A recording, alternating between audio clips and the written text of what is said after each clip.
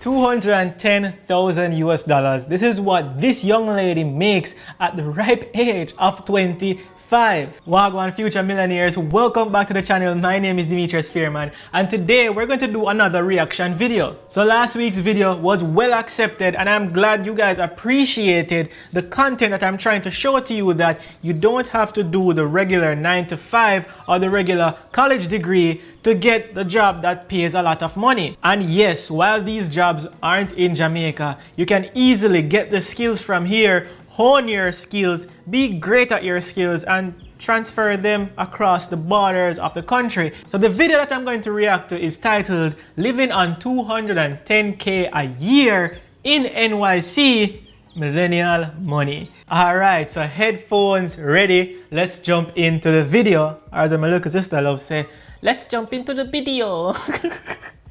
Yeah, let me just jump to the video. Yeah. I think part of the reason why I save so much comes from what I've learned from my parents. We never took vacations. We only went to the library. That was our vacation. They were basically just... First off, I don't mean to be judgmental, but library as a vacation?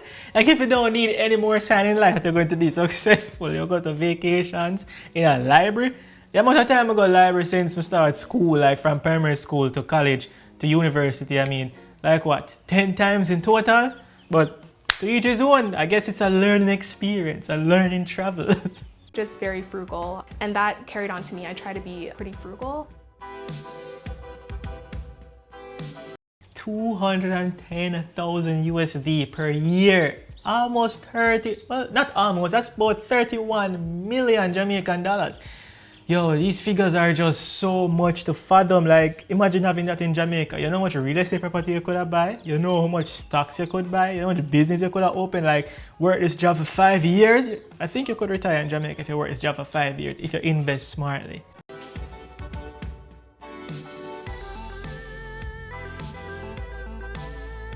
Hi, my name is Bukola Ayodele. I'm 25 years old, and I make $210,000 every year and live in New York City. I'm a software engineer working in the Fintech space. I'm building tools and applications for... If I never software had to be a skill. Like Fintech, let me say financial technologies, or I could say apps and developments, and anything that is dealing with software now is very highly paid, especially in the US, because they are so tech focused and tech heavy, and the world is going to that. So they're paying their workers a lot of money, and why not? It's one of the biggest industries in the world right now. So of course, who wouldn't? Engineers.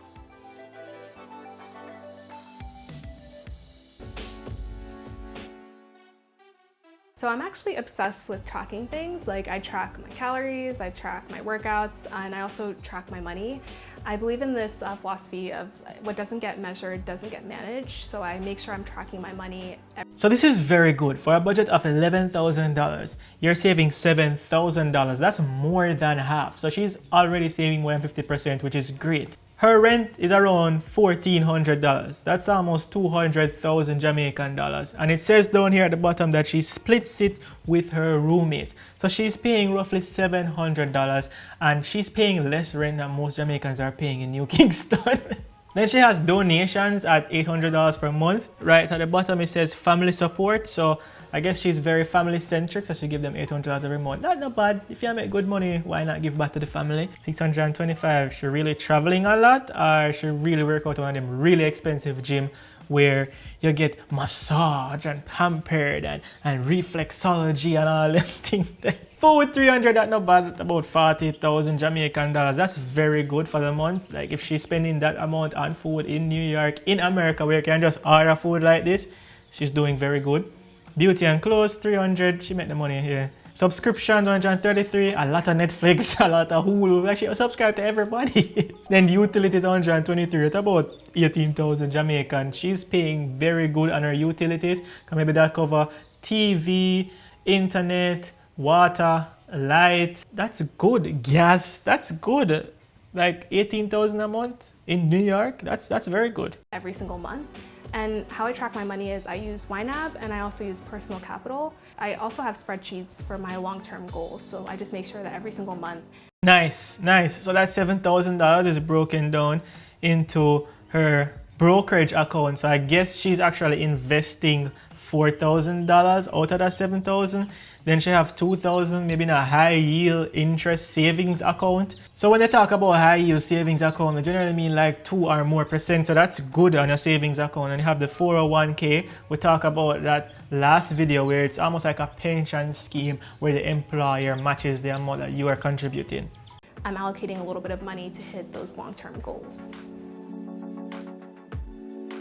The total rent for the apartment is about $4,000 and my room costs about $1,400. This is actually the Oh, so I get it wrong. So her share is $1,400. Even though it's Brooklyn, and Brooklyn cheaper than actually being in the city of New York. So you have Brooklyn, you have Queens. It's cheaper to live in those areas than in the heart of New York City.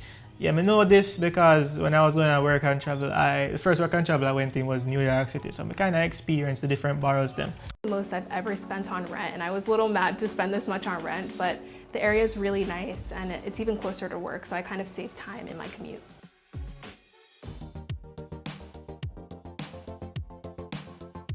So I was born in Nigeria and I moved here when I was 6 years old, and we moved into like an inner city neighborhood when we first got here, and my parents really hustled and worked hard to get us to a better neighborhood.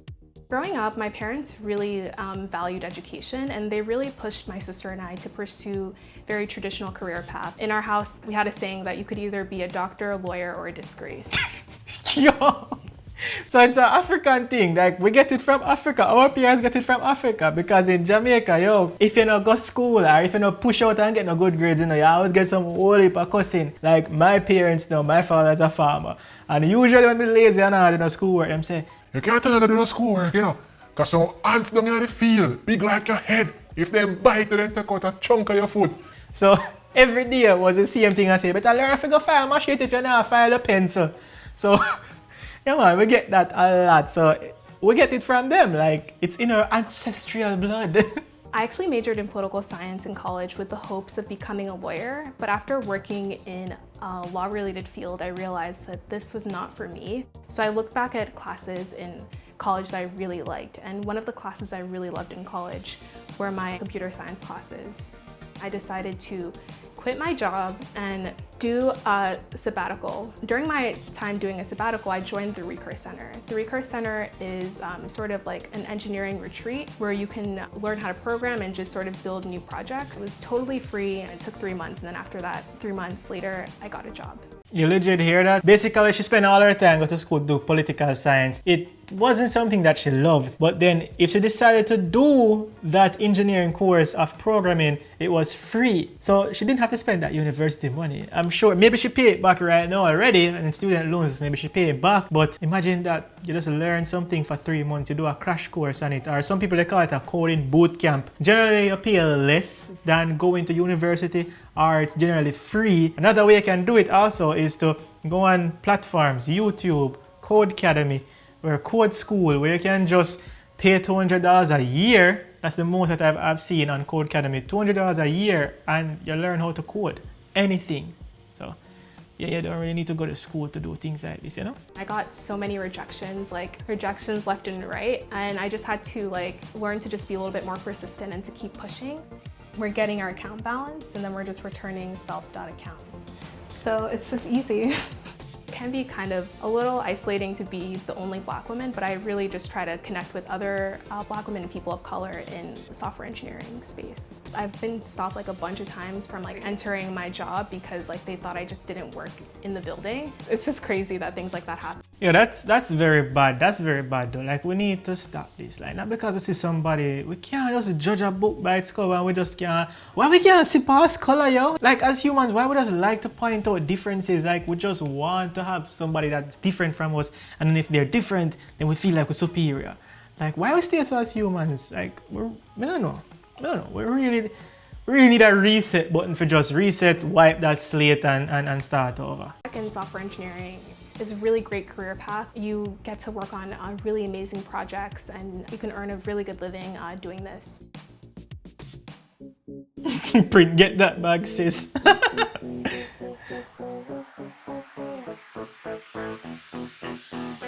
$200 goes towards groceries and $100 for eating out. I grew up on meal prep. My mom always. So that's even better. $200 on grocery and then $100 on eating out. Yo, I need to take a thing out our book. Like, maybe this will help my budget better a month time. Always made us some jollof rice in the house, so I usually meal prep my meals. That's good, okay, good. Me and my friends, we do other things other than just like going out for dinner. But meal prep, me just say she do some ripe banana or a planting an egg. That's the meal prep. Shaja! No, this nobody still, but back to the video. Do a class pass instead and like go to a dance class, or I just invite friends over. Sometimes we'll just cook together. It's just a way for all of us to save money.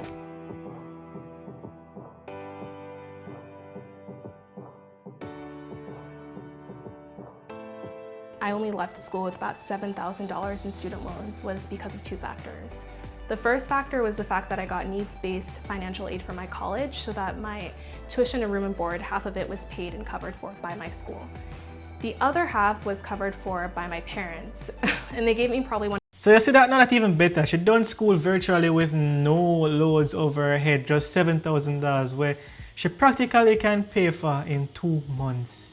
If she don't want to pay for it in 1 month with that new job, she can pay for it in 2 months. So shout out to the parents them who try everything and push them all to send the children to school. Even if you can't afford it, you find some other ways, maybe paying rent, buying grocery. I appreciate all the parents who do that to them children, you know? One of the best gifts that I've ever gotten, which is the gift of a free education. They took on the burden of carrying like our loans, but they were able to pay it off through just being really frugal.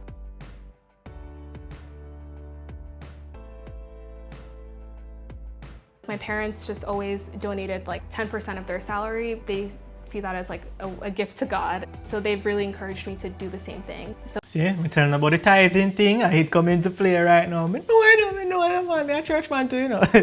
And yeah, it's good that she's donating to her family and to black girls in need. Let's commend her for that. That's very good. So some of that money goes back to my parents because they've done a lot for me, and the remaining goes to like other organizations that I really care about. I love exercising so much. Exercising has helped me like live in New York City. It's honestly one of the most stressful places to live in, but maintaining an exercise routine really helps me reduce my stress and really helps me with my mental health. Equinox, if I never Equinox, I'm telling you, see all them posh gym there. I'm gonna go to New York, I'm there look for a gym. But just look into Equinox. You know, I had a Planet Fitness membership, and at that time, Planet Fitness was, I think, $10 per month, but then if you go with a family member, you get it even cheaper. So that's what I was doing. I was trying to save. But then I just went into Equinox just to see what it was like, and they had a swimming pool inside the gym, yo, basketball court and all them things. And so I say, yo, this gym pricey. They asked the price still, because when we look in there, everybody was just up to doop. Everybody was up to tight, rich, sophisticated people, you know. So I say, I know my crowd is, I'm not 15 years, so. So I really love spending money on beauty. For me, my beauty budget entails like sometimes I get my nails done, sometimes I get sugared. I also really like hair extensions and buying new clothes. So I try to... Sugared? What's sugared? What that be? Somebody left in the comments let me know what is sugared. Like a legit sugar you put on your skin and so, like somebody let me know down below. Keep my beauty budget at about $300 every month. I try to be pretty frugal. It's funny because like when I first graduated from college, I was living paycheck to paycheck on my first salary, and it wasn't because I was making like too little, it was just because I wasn't being smart with my money. And it wasn't until like I wanted to leave my job that I realized the importance and the power of having savings. One of my long-term financial goals is to FIRE. I'm a huge fan of the financial independence, retire early movement. I think it's yeah, so that's a good technique for people to use. It's called FIRE. It's an acronym, and it's financially independent, retire early. And it's something that I want to do. So I want to master my budget in a way that I can save maybe 50 or more % of my paycheck. That way it can speed up my retirement day. Maybe I can retire earlier with more savings. So it's something that I want to try, something that I want to introduce to the channel, a concept I want to introduce to you guys. Let me know if you're interested in it. Amazing movement. I don't necessarily know if I want to retire early, but it would be great to be financially independent. One of my goals is also to maybe own an apartment. I know in New York it can be crazy. Like in my neighborhood, a 1-bedroom goes for like $700,000 to $800,000, and that's just for a 1-bedroom. $700 to $800,000 for a 1-bedroom. I want myself so like the bedroom they have a door you can open and you say, "Good morning, God. How is it being high and mighty and powerful?" And then close it back like me legit can just open the fridge and it restock food every time without me paying extra. Like, what's the point of having it so expensive? A location really drive the price that much? Yo, but applause to her for wanting to own an apartment in New York. That's very high of you. I hope to own one too in Jamaica.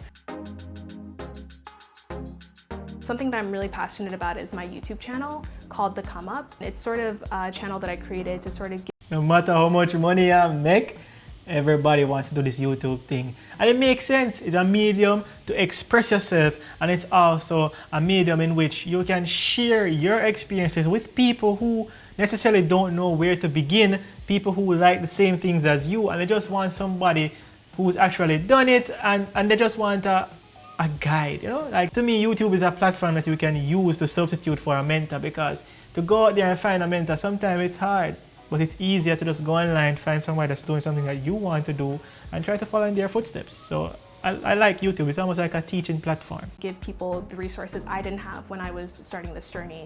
Hey guys, welcome back to the channel. There are This typical YouTube voice. Hey guys, welcome back to the channel. Like, they'll start that and they'll say, "Hey guys, welcome to the channel. Today we're going to talk about money." not that many Black women in tech, so I just wanted to sort of show that there are Black women in tech. Wait, go back. Black women in this journey. Hey guys, welcome back to the channel. There are not that many Black women in tech, so I just Started monetizing her YouTube channel. Good, we just get monetized too. And maybe do a video on that and say, "This is how much YouTube paid me since I was monetized." Yeah, we can do that. And that is true. We don't see a lot of Black women on YouTube teaching something of substance. So we're glad that she's actually teaching her programming skills or business skills. I guess that's what her channel aligns with. just wanted to sort of show that there are Black women in tech and just sort of provide as many resources as possible. I didn't really grow up getting to take international trips. We only traveled like to the libraries, so I kind of like do it to the max now. So I try to take one international trip every year with my boyfriend. I take girls trips with my friends. I'm also in a long distance relationship, so that like flying back and forth from New York to LA also adds a little bit more into my travel budget. I hope, what she says, she budgets about $500 a month for travel. So why not get a travel credit card that builds up points, and when you spend that money with your rent and everything being so high, I'm sure that you get a lot of credit card points, use it for travel, and you basically travel for free. Like, I don't approve of the $500 a month. Use the credit card and get the travel points going, because you're a frequent traveler, so I guess the card would make sense for you, right? So do that, yeah.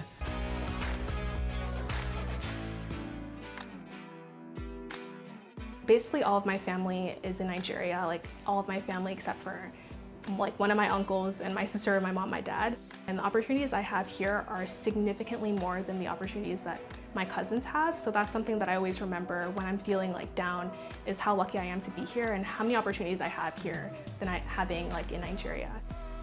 The most important lesson I've learned about money is that like money can just And it's the same thing with being in Jamaica. A lot of people move to overseas, they move to America, they move to Canada, not because it's something that they really want to do, because who would want to leave all these beautiful beaches, but you go there because it's a lot of opportunities. You can basically make money, and a lot of it, by doing anything. If you have the proper mindset, you can go over there and make major money.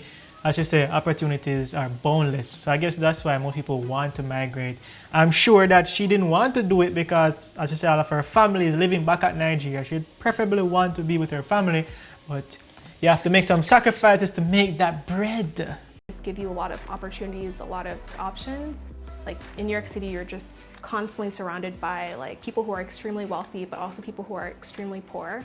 And then going to the college that I went to school with kids whose parents were millionaires and billionaires. So I could actually see like how money can give you like options and opportunities and the things you don't have to think about when you have a higher income. So that's part of the reason I try to work as hard as I can. just so I can also give myself and my family those opportunities. Yeah, go ahead with the dance.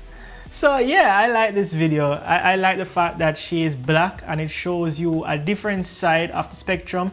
It shows you that it is possible to be successful being a black person, especially living in America. Yes, you would have certain setbacks, that you say people would profile her when she walks into her own workplace, but it's a certain setback that sometimes maybe you have to work with in order to climb that ladder of financial success. No make nobody stop your journey. It's up to you. And as you see, she went to college for something and completely just threw it aside and just pick up a 3-month course in which she learned how to code. And you can learn how to code on any platform. You don't have to go to university.